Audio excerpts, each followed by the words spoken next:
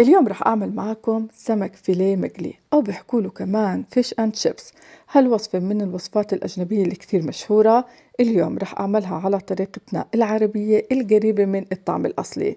طريقة العمل جدا ممتعة، الطعم لازم تجربوها حتى تجربوا الطعم، طعمه جدا شهي. وصفة جدا ممتعة، تابعوها معي. رح نحضر هون الصوص اللي لازم تقدموه جنب السمك. طبعا هو مكون أساسي: كوب من المايونيز، 4 ملاعق كبار من المخلل طبعا نزلته مع ميته، ملعقتين كبار من الهالبينو الحار اختياري بس بيعطي نكهة كثير طيبة، ملعقة كبيرة من البصل الأبيض مقطع صغير، ملعقة كبيرة من البقدونس اختياري، ملعقتين كبار من عصير الليمون، ملعقة كبيرة من الخل الأبيض، وأكيد ما ننسى الملح والفلفل الأسود، وآخر إشي هون نزلت الخردل. بخلطهم كثير منيح مع بعض، وهون راح أنزلهم بتبروير وراح أدخله الثلاجة أقل شيء مدة ساعة. طبعا هاي الخطوة بتعملوها أول خطوة، ولازم تحطوه بالثلاجة حتى يتماسك معكم أكثر.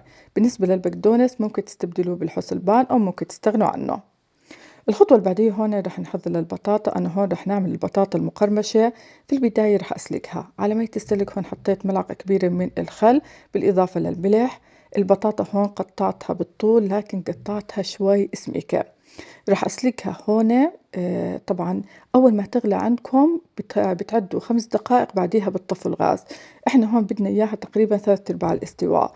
على طول بشيلها من المي السخنة، بحطها بمصفاي، وبعدين هون رح أحطها بصينية واسعة حتى تبرد معي. طبعا هاي الخطوة كتير ضرورية. بهاي الفترة هون رح أحضر للسمك. السمك زي ما حكيت لكم رح أستخدم سمك الفيليه، أي نوع أنتم بتحبوه. طبعا هون حطيت عليه عصير الليمون وملحته كتير منيح حتى يكون نكهته طيبة. رح أخليه على جنب ورح أحضر هون لخلطة التغطية. بالنسبة لخلطة التغطية رح نحتاج كوب من الطحين، 3 ملاعق كبار مليانات من النشا. النشا هو مكون أساسي حتى يعطينا كمان القرمشة. ورح نحتاج هون أي نوع بهارات سمك متوفرة عندكم، بنحط هون ملعقة كبيرة، وأكيد ما تنسوا الملح. بخلطهم كثير منيح، وبهيك خلطة التغطية صارت جاهزة.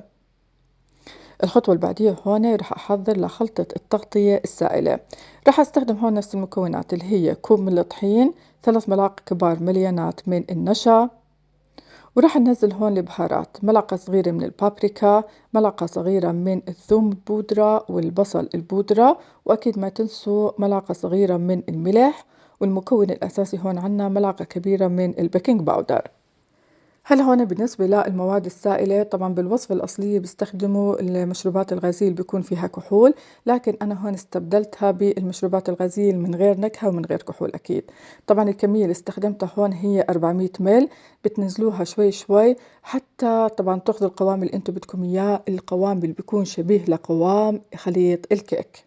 طبعا هذا القوام اللي أنا بدي إياه. هلا هون بغلف الصحن وبدخله الثلاجة تقريبا مدة نص ساعة، وبعديها بستخدمه. هلا هون بالنسبة لطريقة العمل، طبعا في البداية بنغلف قطع السمك بالطحين اللي احنا عملناه طبعا الجاف. بغلفه كثير منيح وبرتبهم على الصينية. طبعا هاي الخطوات كثير بتساعدكم بالشغل. هلا كمية الطحين اللي بتضل معي راح أحطها على البطاطا. طبعا هون نزلت كمية بالتبروير. بننزل البطاطا، طبعا هالبطاطا عندي باردة تماما. راح أنزل هون كل الكمية، بعدها راح أرجع أحط شوي من الخلطة الجافة، وراح أقلبهم كثير منيح مع بعض. إحنا بهاي المرحلة بدنا نغلف حبات البطاطا بالطحين حتى ناخذ البطاطا المقرمشة. طبعا هذا النوع من البطاطا لازم كمان نقدمه جنب السمك. راح أورجيكم كيف تغلفت عندي، هيك عندي ممتازة. هلا هون راح أرتبهم بالصينية، طبعا مفروشة عندي ورق زبدة، وراح أدخلهم الثلاجة حتى أخلص قلي السمك. ما تتركوهم في التبروير حتى ما يلزقوا على بعض، الأفضل تحطوهم بالصينية وتدخلوهم الثلاجة. بالنسبة للسمك وطريقة القلي، طبعا بغطسه بالخلطة السائلة اللي احنا عملناها، وبعديها بنزله بالزيت غزير. لازم يكون عندنا الزيت غزير وحامي. أول ما أشوف عندي قطعة السمك طلعت لفوق، بوطي الغاز وبخليها حتى تاخذ عندي اللون الذهبي الغامق. لازم تاخذ عندي هون اللون الذهبي الغامق حتى أتأكد إنها استوت عندي تماما. طبعا شغلة مهمة، أول مرة بتقلوا حبة، بعديها بتحطوا قطعتين حتى تتأكدوا من درجة حرارة الزيت عندكم. وكل شوي طبعًا هون بتنظفوا الزيت، وزي ما حكيت لكم الغاز بيكون عندنا في البداية على العالي، بعديها باوطّيه حتى السمك عندي يستوي تمامًا.